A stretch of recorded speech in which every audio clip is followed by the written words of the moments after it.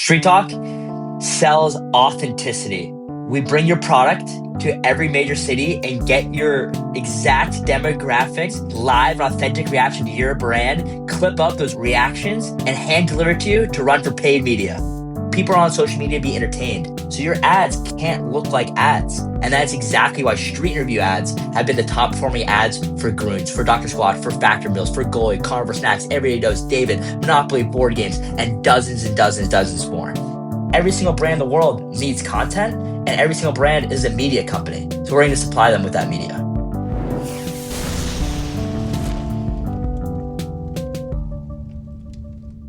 Welcome to the DTC Podcast. Today we are lucky to be sponsored by StreetTalk and even luckier to have the founder in, Josh Suggs. Welcome. I would have wanted to kind of talk to you anyways. Honestly, we're finding on the Pilot House side that this style of ad that StreetTalk does, this man on the street style, is sort of ending up a winner in a lot of cases. So I feel like it's a really great time to have you on and make sure the DTC audience knows about what you're doing. Love it. Thank you so much for having me on. I really appreciate it. I've been a big fan of the show for a long time. And yeah, I couldn't be more excited. Okay, just in one sentence, what does StreetTalk do for a brand? StreetTalk sells authenticity. We bring your product, your brand to the streets of every major city and get your exact demographic, live, authentic reaction to your brand, clip up those raw and authentic reactions, edit it, and hand deliver it to you to run for paid media. Take me back to the beginning, because I know you've had a pretty crazy origin story. I like to ask about people's hero's journey. So walk me through your hero's journey with why you started StreetTalk. So I'm sure a lot of brand founders have heard of Tabs Chocolate. So Oliver Boccato was the founder of Tabs Chocolate, one of those viral brands on TikTok 4 years ago now. And I've known Oliver for 15 years. He called me up when I was 18 and he asked me to help him come run content for Tabs. I didn't know what UGC was. I didn't know what ecom was. I didn't know what media buying was. I didn't know what any of this stuff was. But I would love social media and I was obsessed with social media. My parents were going through a divorce and I didn't want to go home. So Oliver and I moved to Miami. We shared a mattress on the floor and I learned e-commerce and UGC content and he gave me my start. Tab scaled. It became one of the most viral brands in America. I went back to college for 1 year and then he asked me to start doing street interviews for his business after Tabs called Study Buddy. That app was his business after Tabs. And he was like, his competitor was doing man on the street videos called Quizzer. He's like, I want you to be the street review guy for Study Buddy.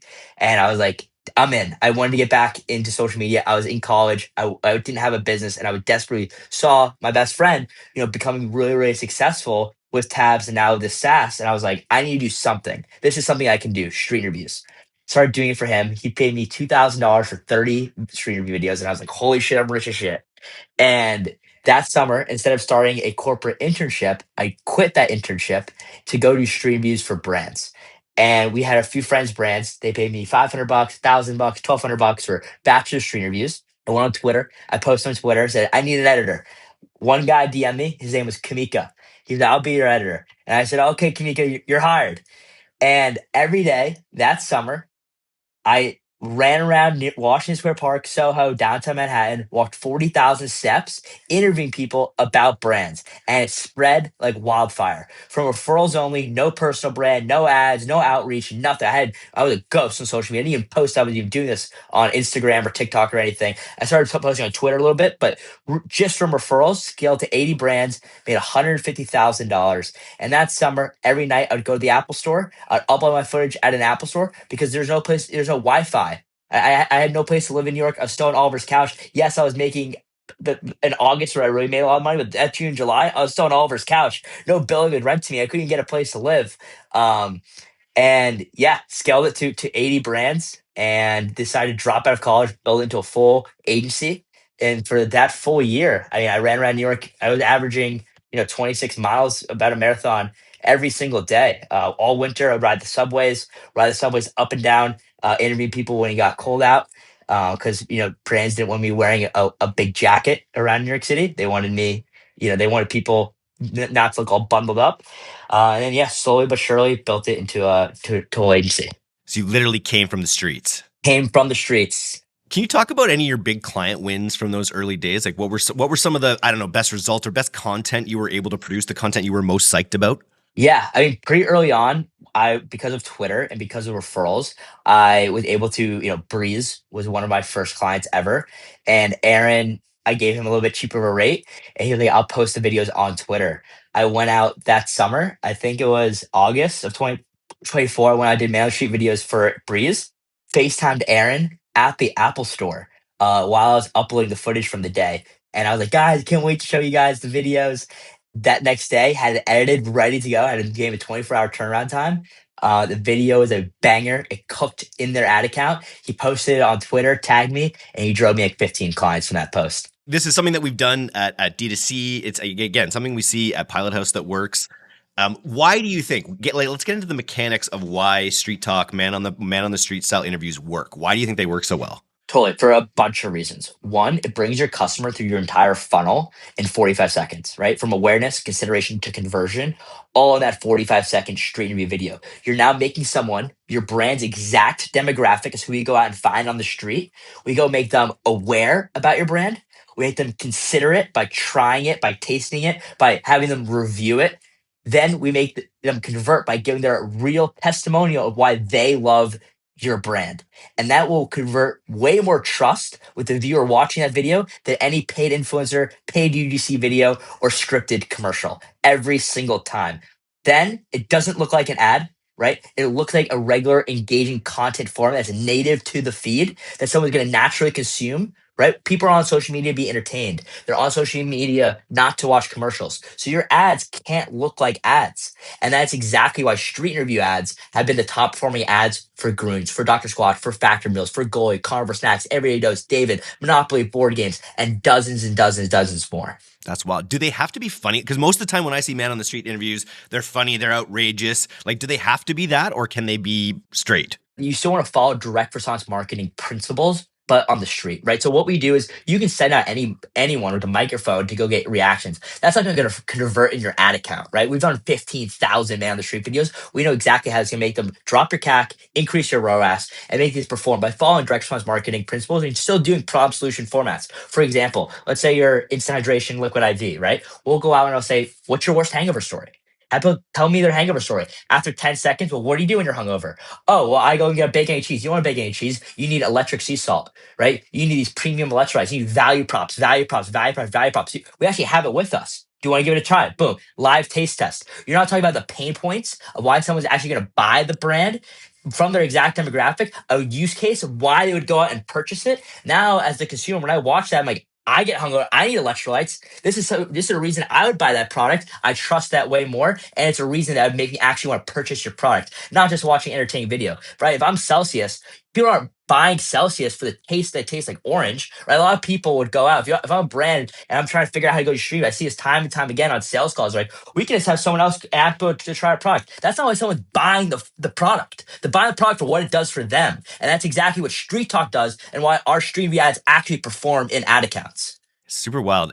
And it's also like people would almost pay for this just for the ad intelligence side, or the intelligence side, like the product feedback cycle. Like I imagine it, the things that people say end up finding their ways into other ads and, other UGC ads and things, because that's really what you're looking for is people's honest responses, right? Exactly. We give all of our clients the raw content as well. And we encourage all of our clients to use the raw content and use it in their founders ads, their VSLs, their UGC content. A lot of the times these stream view reactions have a higher hook rate than any ad in your entire ad account. So why not, if you have a UGC ad that it's really hard direct response, it's doing super, super well, why not sub it out with a stream view hook into that same direct response ad? And that's what a lot of our clients do. And that's been absolutely crushing for our clients as well. Cool. Where does this live in an ad account? Like, how does it, we're always talking about creative diversity on the podcast. We're always talking about different avatars. How do these ads fit in an ad account essentially? Yeah. So in your ad account, right, you need pillars, right? So you need podcast ads, you need founders ads, you need unboxing, you need UGC content, and you need authenticity. Now more than ever, you need authenticity. Consumers hate AI slop. They don't trust AI slop. And brands they're finally starting to come around to it now. They're realizing we can use AI to make funny cartoon ads that are blatantly AI, consumers don't want to feel tricked. They want to feel bamboozled. So for the brands that are out there faking their street reviews, that's going to destroy your customers' trust. Don't try to fake them by doing a fake street review that's going to take you 10 hours to prompt it. No, do AI ads. That's going to be a pillar in every single brand's ad account 100%. But guess what else is going to be a pillar in your ad account? Authenticity. And that's exactly what we're selling. Your customer's raw, authentic, human emotion reaction to your brand. And then nothing else is going to build trust like a street review ad. All right. So say we're talking about my side hustle, building an electrolytes brand. We're at scale already. Let's say what does the process look like? I come to you guys. I'm like, all right, like what do you need from us to make sure that you can go out there and crush some interviews? So you're gonna give us a very comprehensive onboarding material that's gonna be your top performing ads, your value props, what makes you guys different, who's your customer, what are their pain points, why are they buying? You're gonna give us all that material. From there, you're gonna hop on an onboarding call. We're gonna discuss vision, right? For Factor, right? We had people walking around with microwaves. For PrizePicks, we had people at the Super Bowl doing a whole activation. That's where we says exactly what we want to do together. From there, our creative strategists are gonna brief a 5-page streamy brief outlining a dozen different streamy concepts targeting your brand and exactly what's going to make people not just stop in the street and have fun with your brand, but also convert in your ad account. Every month, we go out and we film 10 stream view ads in every single major city in America, edit it, and give it for the brand run for paid media. And you said this earlier. These are quite often the top winners in the accounts I that mean, they we've run. scaled brands from 40K a month to 750,000 a month in spend. I mean, we're PrizePicks top ad for almost 5 months now. I was up against 8,000 creatives, and our stream view ads have been the top ad in PrizePicks' entire creative portfolio. So I even just back to your origin story, but you're 20, you was 23 or 24. I just turned 23. I mean, even Cloudy was scaled heavily during COVID. I'm sure you OGs this even before Tabs. Their account average was a 1.3 ROAS. Our stream views last month, 2.8 ROAS. Wild. So the scaling of the business has just come from the result. Like you see these results, you see how it's working. I turned on ads 4 weeks ago. We scaled to a $4.5 million run rate from referrals and retention. That's that's just like operators talking, probably, right? That's just when we got shouted out My First Million. I was on the cover of the Wall Street Journal on the Operators Marketing Podcast with Cody and Cody from Jones Road and Hex Class founder. They talk about us all the time. I mean, it's just from word of mouth referrals and us being enterprise clients, top performing ads in the ad account. They share it with their friends. What do you think stops? Because I think a lot of brands know this is a good idea and they're going to sign up with you guys. But what stops them from doing it themselves? Yeah, I mean, I can go out there and try to figure out how to, cook you a hamburger, or you have Gordon Ramsay cook you a hamburger, right? Like, it's hard to do. We have all the data. We know how to make these stream view ads, not just to get people to stop on the street, but actually perform in your ad account. We made 15,000 of these ads. Do you want to go have some random person walk around the microphone and try to get people to make, talk about your brand? Or do you want us to actually go out there and make you an ad that's going to convert? You want to pay us anywhere from $7,500 all the way up to $20,000, depending on who you are and the scope of work. But do you want to pay us, half of what you pay a salaried worker to figure out how to go and do this? Or, right, do you want to go try to figure out for 6 months how to make this work for yourself? Are there any categories of brand that this doesn't work for? It's harder to do it for, brick and mortar stores. It's harder to do this for, like insurance companies and stuff where it's like a little bit less mass market. And we've had success. I mean, Settlemate, we took from 45,000 a month to spend to 550,000 a month in spend in less than 9 months. That's from stream reviews and podcast ads. It just makes sense that you're always looking for ways to grow your awareness, and people instantly recognize things as either AI or ads very quickly. This has this native ad format that idea that you can kind of access the full funnel in a well done interview here is pretty attractive. I mean, we scaled from referrals. The questions were, why wouldn't a brand do this? Like, why wouldn't a brand? Like, it makes absolutely no sense, right? Because at the end of the day, too, I was on the brand side before this. I got pitched by vendors left, right, and center.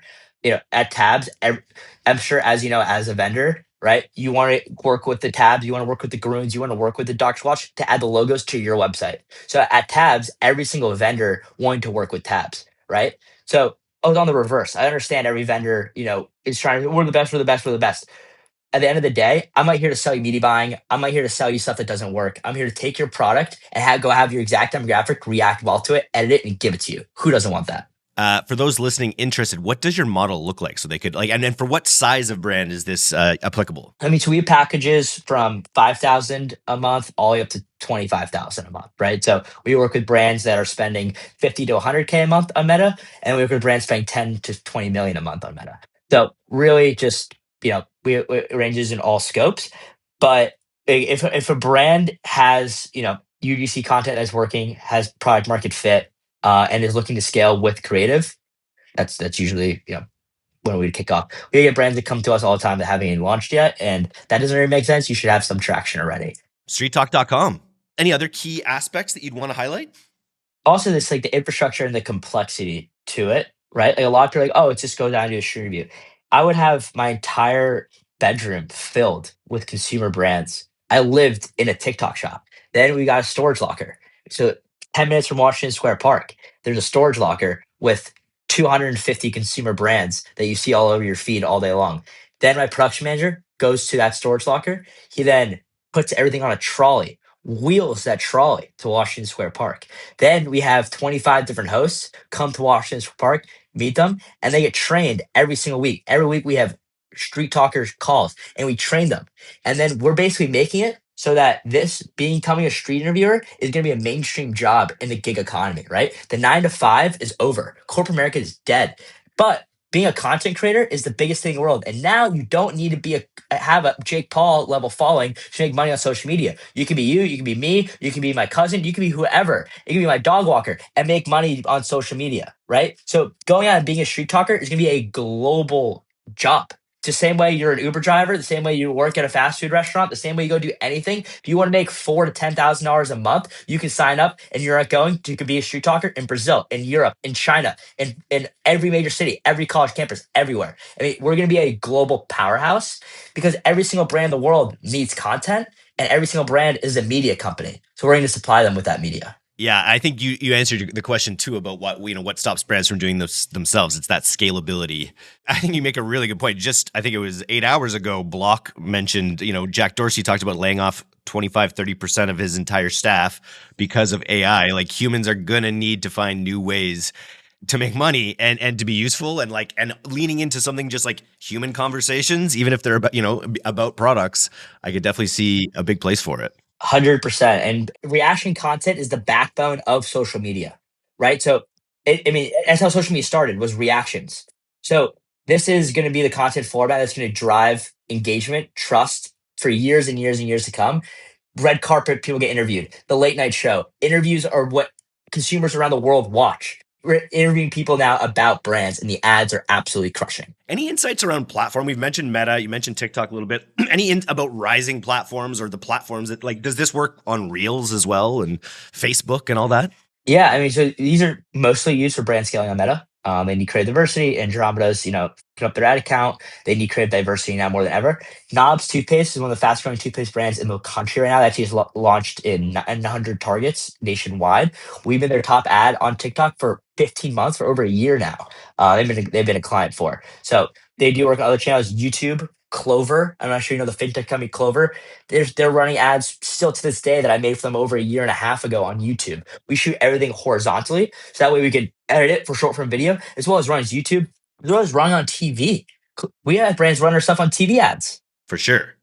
All right, D2C people, go to StreetTalk.com. Great domain, by the way. That's a good one to lock up. Thank you. Yeah, I'm really excited. And if you're a brand founder, shoot me a DM on Twitter. We're actually starting the Street Talk show where I'm going to be interviewing on a walk brand founders. So come and walk and talk with me. We're going to walk to Washington Square Park, and then we're going to do streamies with your brand and have you be the host. Because like an undercover boss. I do walk and talks every day. I take meetings walking. Walk and talk is such a good thing to brand around. I think you got something there. You should come and do it. Okay, I'm in. Josh, thanks for coming on the D2C podcast today, man. This was awesome. Lots of good info for everyone. Go check out StreetTalk.com. Hell yeah, Eric. Thank you so much.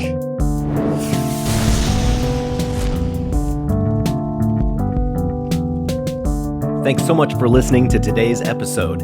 If you're not a subscriber to our newsletter, you can do that right now at directtoconsumer.co. I'm Eric Dick, and this has been the D2C Podcast. We'll see you next time.